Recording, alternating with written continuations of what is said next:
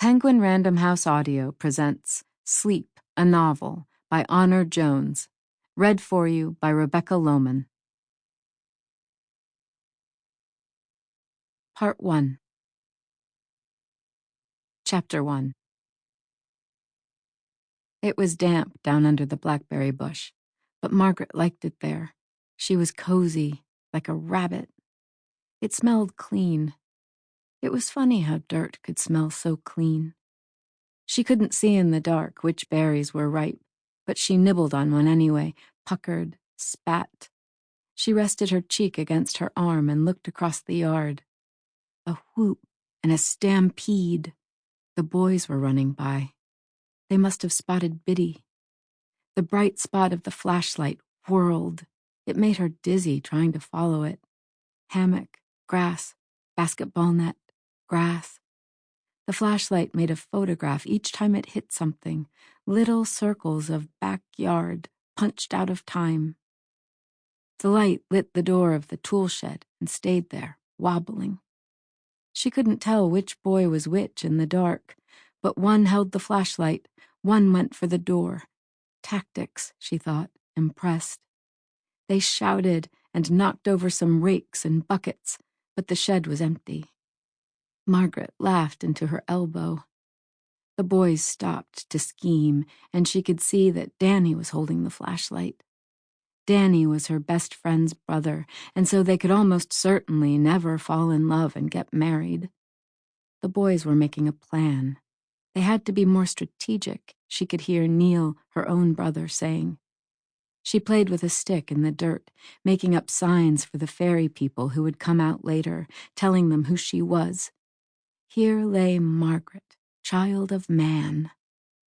The fairies would have tangles in their hair and see-through wings of dusky violet and the pointed toes of Barbies.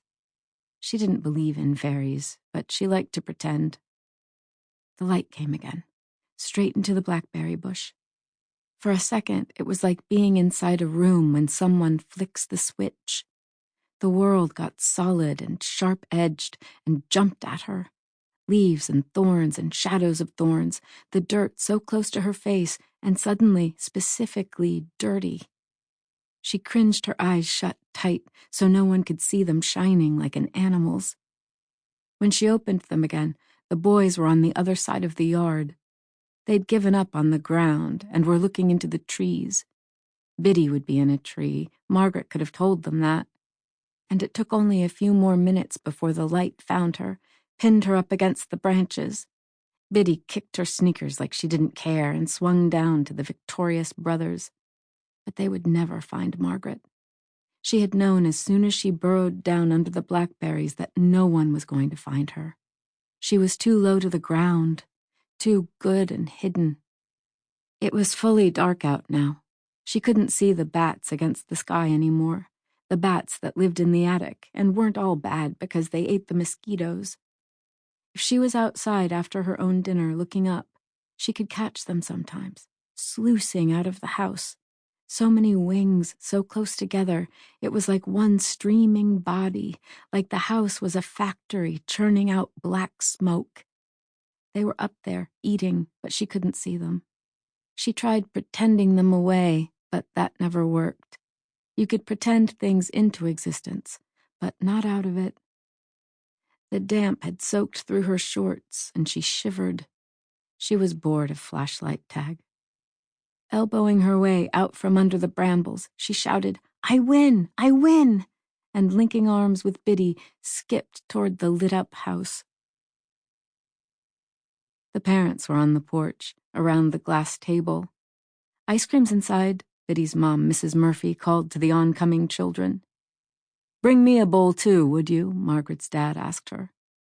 The fathers were handsome in their off-hours polo shirts, but Margaret's father was handsomer. And in the doorway, her mother in the hot pink sundress, Elizabeth, commanding the screen. Elizabeth oversaw the children tramping through, but when Margaret reached the threshold, she put an arm out and stopped her.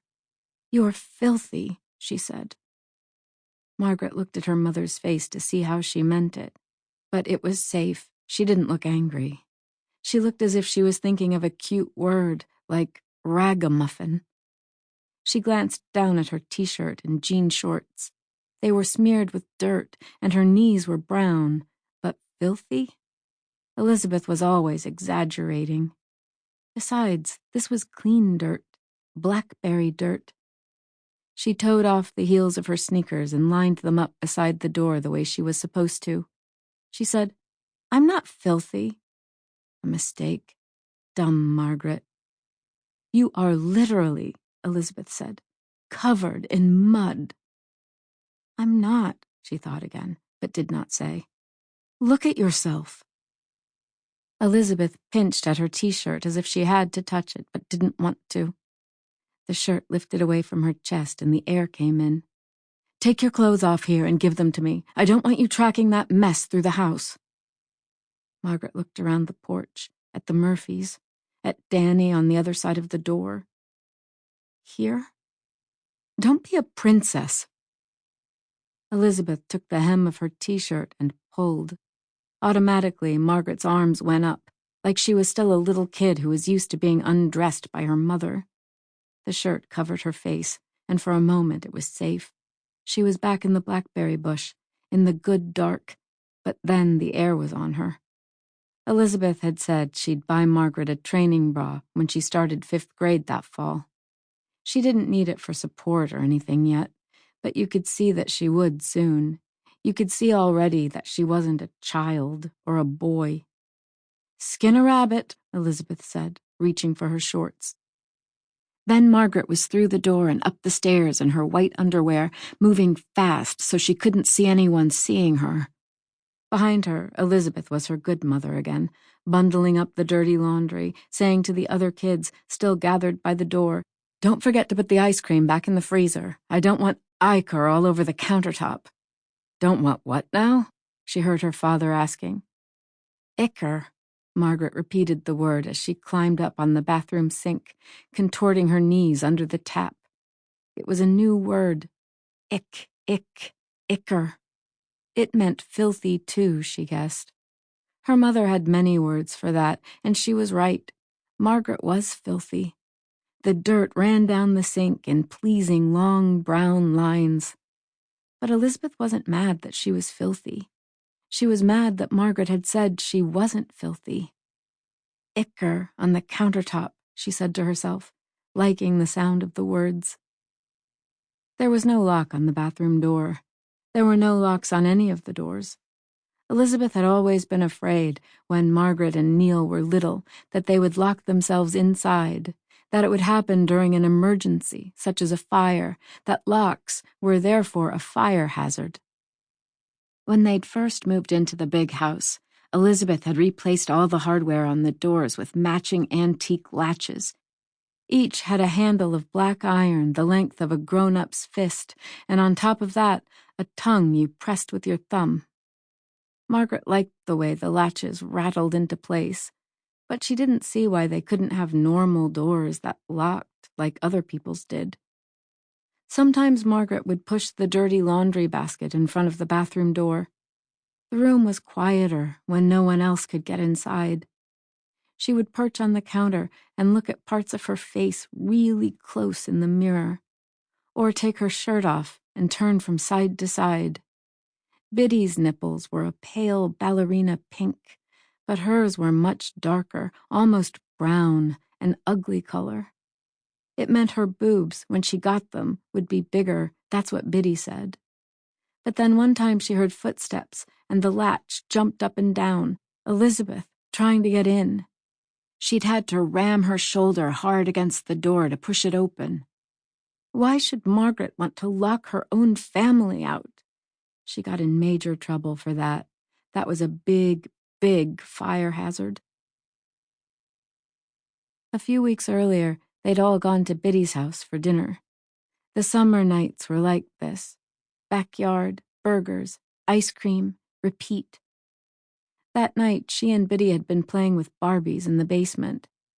They were too old for pretend, so they played with Barbies only in the basement, furtively, when her mother plunged down the steps and pinned Margaret against the wall. She was yelling something. The yelling wasn't... Sample complete. Ready to continue?